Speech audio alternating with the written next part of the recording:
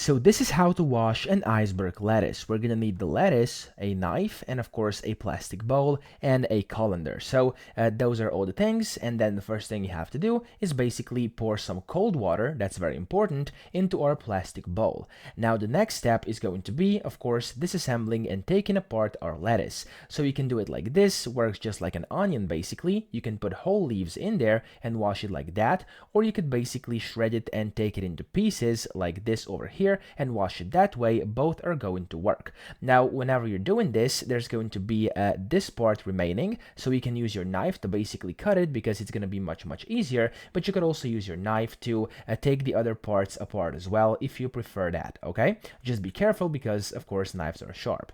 Then mix it around a bit using your hands. Of course, the main thing here is to basically wash out the dirt and to rinse it out. And then whenever you've done this, just take it all out into our colander. Now you can repeat this process like twice, maybe even 3 or 4 times, depending on how much dirt there is remaining inside your water whenever you're done. So as you can see here, the water is still a bit dirty. That's why in our case over here, we actually did it twice. So again, just basically pour in another bowl of water, and then you can go and just repeat the same process.